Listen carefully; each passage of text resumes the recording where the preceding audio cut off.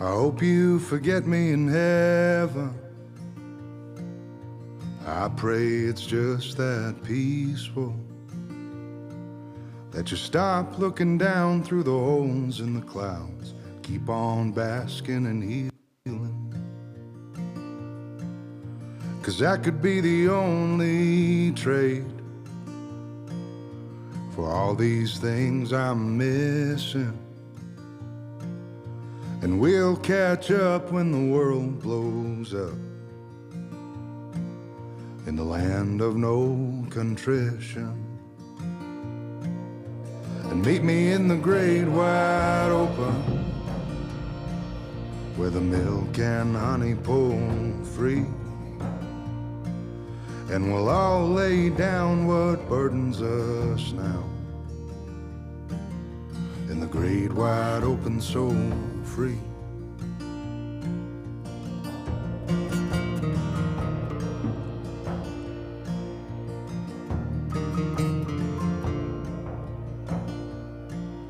And you'll pay off your earthly ransom, learn to extend your hand some, and there'll be plenty of stalls in the shopping mall, and never a line to stand in. And for the first time you're gonna feel ageless, like a novel in its final pages. And you'll have full bars when you're next to the stars, and finally feel what grace is. So rush me to the great wide yonder, black out the sin and sonder, turn out the light on this little old life, and allow me to be reunited. And meet me in the great wide open, where the milk and honey pull free. In the great wide open, so free. Meet me in the great wide open, where the milk and honey pour free. And we'll all lay down what we're going through now.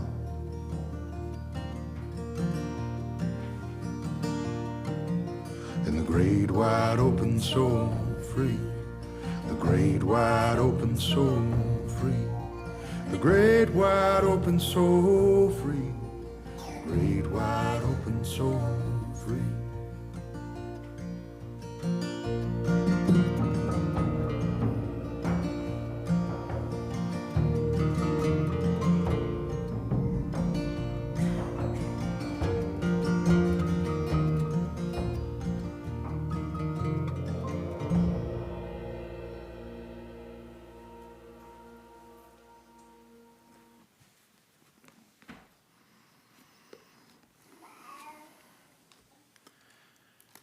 There was a recent sociological survey done of people 95 years and older, and they were asked a question: if they could do it over again, what would they do differently?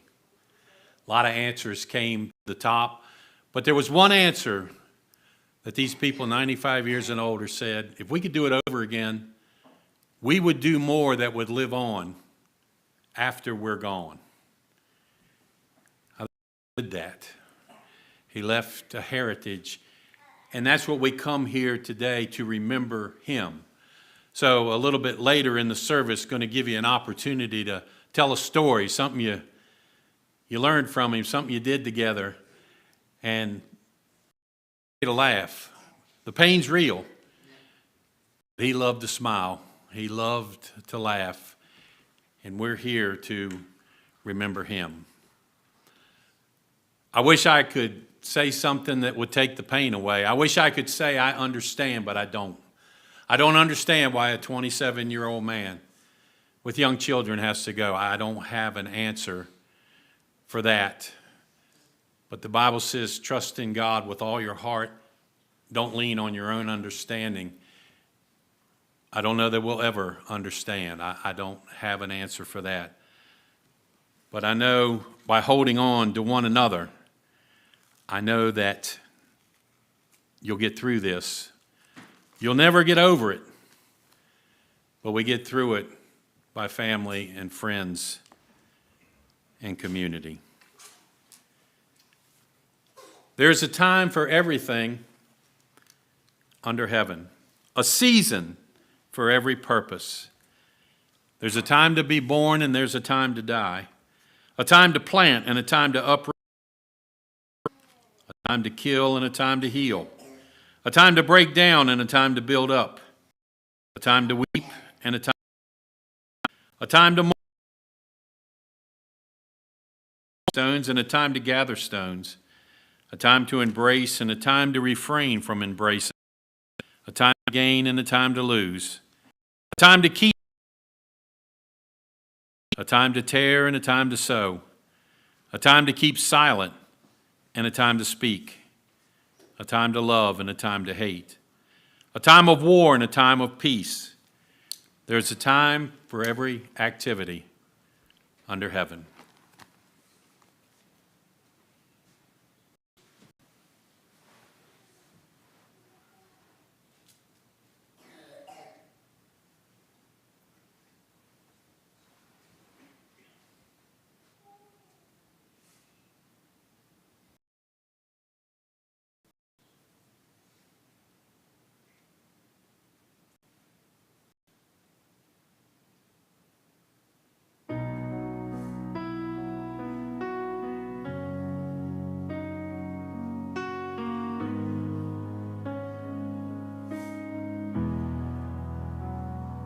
I still see your footprints running through the yard.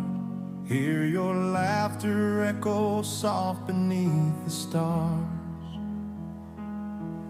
Life wrote a story I can't understand, but God reached down and took you by the hand. And though the silence cuts me deep, I find strength in what I believe. Heaven holds my boy where the angels sing, where the skies stay golden and the church bells ring. No more pain, no tears to cry. He's safe in love that never dies. I'll keep you close in every prayer, 'cause I know my son, you're waiting there.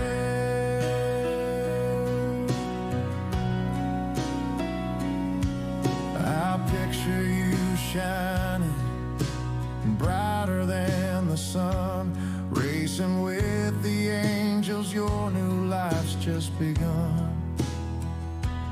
Though this heart is heavy, I'll walk with grace, 'cause I'll see your smile in that holy place.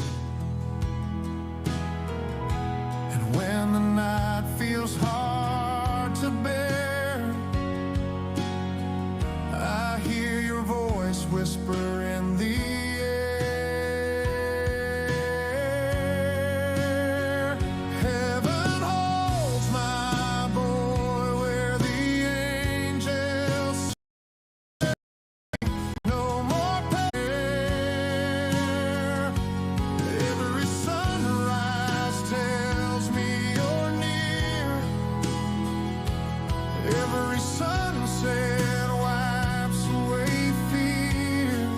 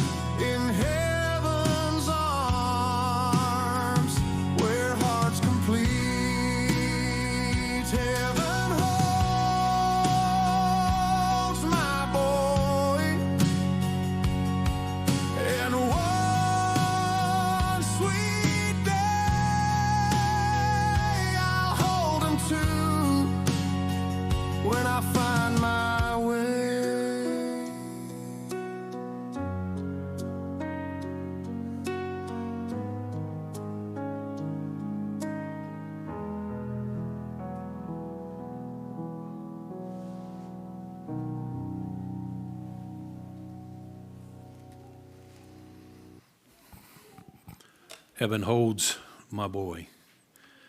Gabby, you want to come up and share?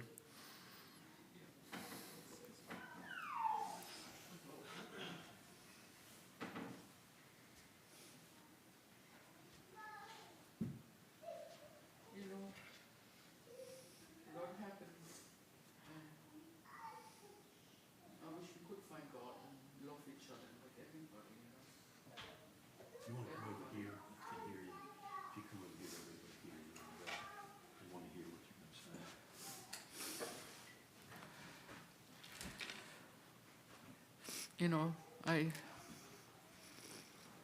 I was 36 when I think I can have kids. And did that my baby. And he's such a good boy, everybody loved him, he likes the hunting and the fishing and the four-wheeling and always outdoor, we always went camping together and, went to the ocean and to the lake and, he was just so happy always, when he was a kid. He was always so happy. I said, Bojangles lost their best customer because he went to Bojangles every day eating the same thing. I always said, Chris, you never get sick of this, isn't it? No, Mom, I like it. Even when he was, baby, he was so good. He was so,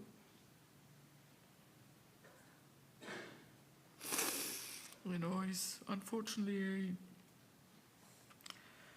he got a 3-year-old boy and a baby on the way, and never going to see that baby. And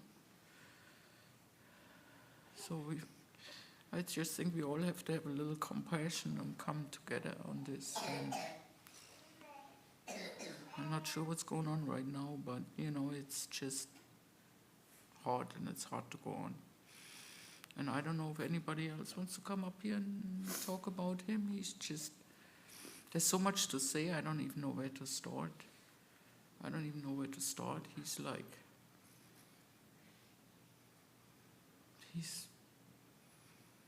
love him so much.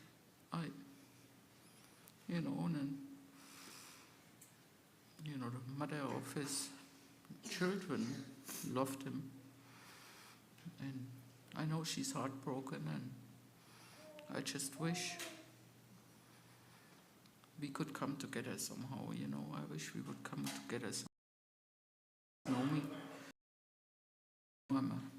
I was a good mom. I was a good, he needed something, I was there for him, always. Always. No hesitation. So, like I said, he was a great fisherman. He was only he wasn't even 2 years old, and we went out fishing on the lake. We were sitting on the boat landing, and so I gave him the fishing pole. And he pulled it in, I had to hold him so he doesn't fall in the water, but he was so excited. He wanted to take that fish home and eat it, and, he just always, always fisherman, boating. Always, he had the best friends, and he was the best friend. He was always there for them, and they were always there for him. And I thank you for that, for being there for him and being a friend. And so many people at work showed up. They were, the lady there told me that some people even had to go in counseling. It tells you how much loved this boy was, He was a blessing. He really was a blessing. So I just hope that we all can come together and figure this out together. No one, I got a little grandchild, and and one on the way, but this. Well, I don't want to stretch this out too much. Everybody who knows me know how much I love Chris, and they know him since childhood. So I'm not sure if somebody else wants to come up here and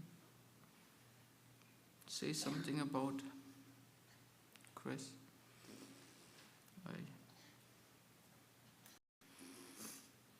No?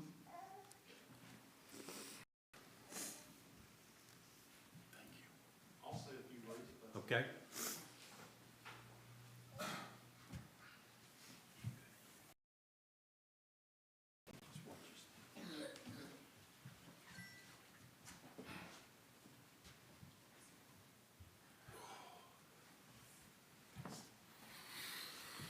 Hi, my name's Jacob. Chris came to me a few years back wanting to know how to clean a deer after he'd shot one and he didn't know how to clean it. And we had a mutual friend who'd been hunting over at my house, and he'd also shot a deer and didn't know how to clean it. So we had two young boys in the yard were excited that they got their first deer, both on the and then we got to rectify the fact that neither one of them knew what to do after that part. So from that day on, Chris came to work for me a lot around my property. He and his buddy Dalton and Seth and a few other folks, and got to know the entire circle of friends really well. And friends, to this day, Dalton and Caitlin Hall were around yesterday. They told me to tell you guys that they were very sorry they couldn't make it here today. But kind of like Chris, I've made every cent that I've ever made by burning calories, some kind of physical work. And I know that, excuse me, it's going to be tough to get through. When folks are in the throes of hard labor, sweating, hot outside, Lord, it's been hot outside this week for sure, but working with me through the summer, grueling work, digging post holes, ripping out shrubs, just, backbreaking labor. I've been around enough folks in the 44 years that I've been here to know that when they're in the throes of work like that, they only talk about the things that matter to them. And the other thing was his own homestead that he was so very proud of and that he had worked very, very hard for. I know because I saw him. I watched him work. And maybe the only other thing that he talked about was fishing. And Lord, he loved to do that too. And I helped him work on his pontoon boat under my pole barn for an entire summer. And he was so very proud of that. And he was so very proud of the first big fish that he caught off of it. And I mean, it was a good fish. It was probably 14 or 15 pound striper that he and I caught up by Hell's Ford Bridge in the middle of the night together. And I've never in my life seen someone so happy in the moment, because it was a great reward for all the work that he put in, and he was shaking, his hands were shaking. He was hugging me, and we were laughing and high-fiving, and man, I don't know, I cannot personally remember myself ever being on such a high like that. I'm so thankful that I got to be there for that, and I got to witness that. And I think that's a testament to Chris's character and spirit. And I'm very, very fortunate and very thankful for just the short year to in some way participate in that life with him. And so that's what I wanted to say. Thank you all so much. Who else?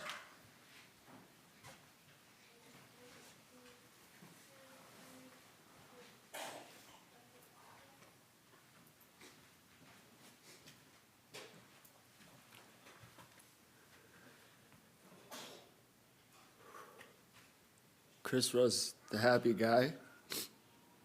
I was always the angry and moody one, breaking my golf clubs and cussing and stuff. I'm sure he got mad, but every time he told me about it, he was laughing, so I don't really know how that went.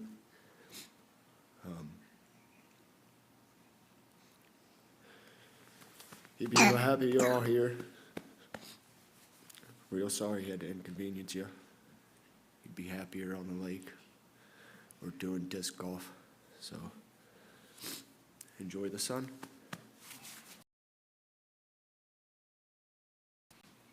Who else?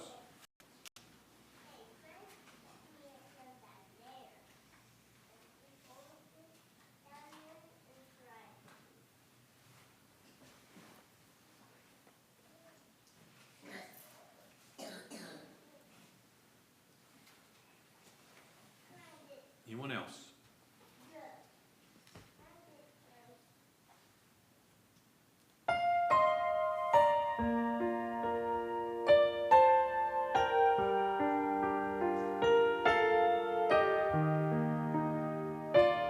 Oh, that can never be filled. But in my heart there is hope, 'cause you are with me still. In my heart you live on, always there, never gone. Precious child, you left too soon. And though it may be true that we're apart, you will live forever in my heart.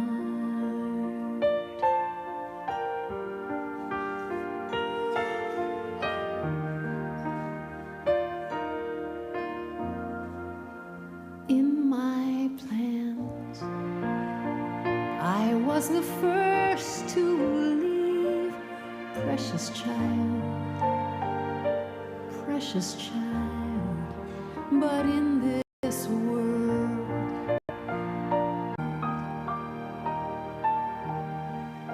but in my heart there is hope, and you are with me still. In my heart you live on, always there, never gone. Precious child, you left too soon. Though it may be true that we're apart, you will live forever in my heart. God knows I wanna hold you, see you, touch you, and maybe there's a heaven, and someday I will again. Please know you're not forgotten until then. In my heart you live on, always there, never gone. Precious child, you left too soon. You will live forever in my heart.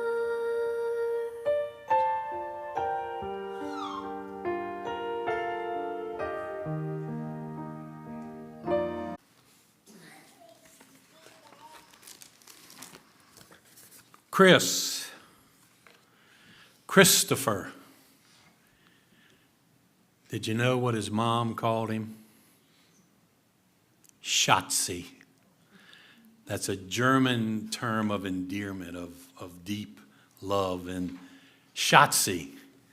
Now, when your mom can call you Shotzi and you can get away with that, then you are a pretty good man. But he was so unique. I've never known anyone that plays golf and hunts and fishes. I just don't see those two as going together. But his dad said when it rained, he'd go fishing, and when the sun was shining, he'd go play golf. He had it all covered. And talking about fishing, I have to know that he didn't always tell the truth. Because anybody I know that fishes, are you sure that fish was that big? But I know fishermen that catch that 4-pounder that turn into 8 or 10-pounders by the time they get home. And we caught 8 fish. We really caught 3. But that's part of what they do, and that excitement. Thank you for sharing that. It showed who he was, but just so diverse. Golf, fishing, skeet shooting, a great soccer player. But his heart was people. You said it, family. What do you talk about that's important? And to him, it was family. And he treated everybody the same, even more maybe the downcast, because when he would go over to social services with the foster kids, he would go and sit and talk with the handicapped children. That's the kind of person he was. He wanted to be with those that weren't accepted by the world, but he would accept them. He treated everybody the same. I started off and I said, I don't understand. I don't know why. I wish I could tell you and take some of the pain away, but I can't. Words can't do that. But what we do when we grieve and when we hurt is exactly what his mother did. You know what you do? You go back to the beginning. Started as when he was a child, and all those pictures of him smiling and happy and growing up. And the hurt of a mother and a father, it's the greatest pain that you can feel to lose a child. People say you'll get over it. No, you won't. You'll never get over the pain that you're feeling right now. We can move on, but we can't get over it. I said I don't understand and I don't know. But there are some things that I do know. And one thing is, and I'm not telling you anything to scare you, I'm just telling you the truth, that this will happen to everyone. We all die. I do know that. I know that it doesn't matter how old you are or how young you are, this happens to everyone. And I do understand that. And I know that to be the truth. So I want you to think about this today. When you were born, you cried and everybody else was happy. The question today is, when you come here, when you die, are you going to be happy and everybody else is crying? And it depends on one thing. What the Bible says is a simple belief in God. Not being the good person that he was, not being all the things, a simple belief in God. That's what it takes. Love God and love your neighbor as yourself is what it said. He was a good man. He was a great man. He wasn't just liked, he was loved by people. And I heard people that he worked with come up and talk and said they never heard him say a bad word about anyone. They never heard him say anything cross about anybody. They loved working with him. And as it was said, they even had to get counselors when the people he worked with found out that he was gone to help. He made an impact. He did things that's going to carry on after he's gone. What a wonderful example that he left. So what do we do now? There's somebody that's going to need help raising children, friends, family, to be there in whatever's needed. You have to be there for them. There's a hole in the family right now. But through your love and through mercy and through grace, you'll get through. It's a passage in the Bible that says, "For what we may be known about God is clear to them, since God has shown it to them. The invisible things about him, his eternal power and deity, have been clearly seen since the creation of the world." His mom told me they were camping at the Outer Banks. He was young, and they took the top off the camper, and he just looked up at the stars. And you know there's something when you see this mighty creation. Where did it come from? He saw the stars. Just want to encourage you today that you don't have to be afraid of this time. You don't have to be fearful of it. There was a man and his son. They were riding down the road in the car with the windows open, and a bee flew in the car.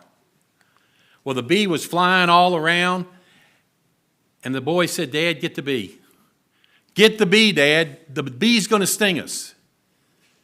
And the man reached up and grabbed the bee right out of the air and kept on driving. About a minute later, he opened his hand up, and the little boy said, "Dad, what'd you do? You let the bee go. The bee's going to sting us. Dad, why'd you do that?" And the man said, "Son, let me teach you something about a bee. A bee only has one stinger, and that stinger is in my hand. All that bee is doing is flying around, trying to scare you into thinking it can do something that it really can't do. It no longer has a stinger. And because of Jesus, death no longer has a stinger. The Bible says, "O death, where is thy sting?" We don't have to be afraid of this time. It will come. That's a promise. We don't know when. That's a promise. But we can be ready through the grace of God, and we've heard the song sung about it, to know that we can be eternally with him. We have one more song.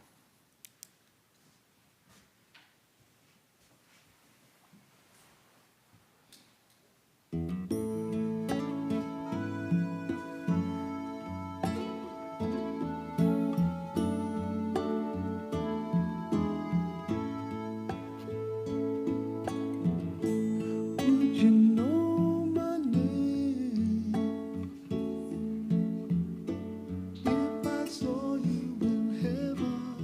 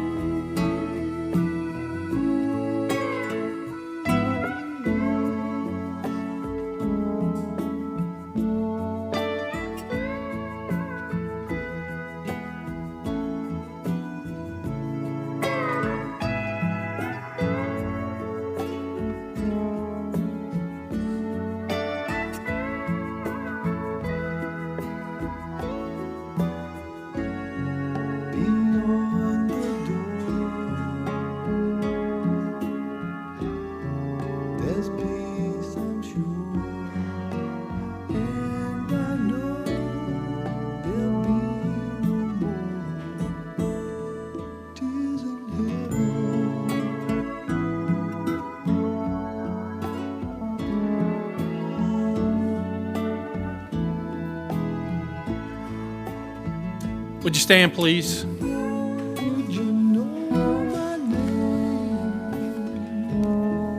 know a lot of you are thinking, man, I wish I could just talk to him one more time. I wish I could just hold him one more time. I wish I could just see him and just spend a little bit more time with him. We don't know when this is going to happen. This was a great surprise. So learn from this that love the people around you and let them know how you feel, because you don't know when the next day will come for them. You don't know when the day is going to come for you. So before you leave, I want you to hug 3 people who are better looking than you and tell them you love them. And that's an important thing to do. Don't say, well, I know they do. You go and you tell them as we leave. And I will keep you in my prayers.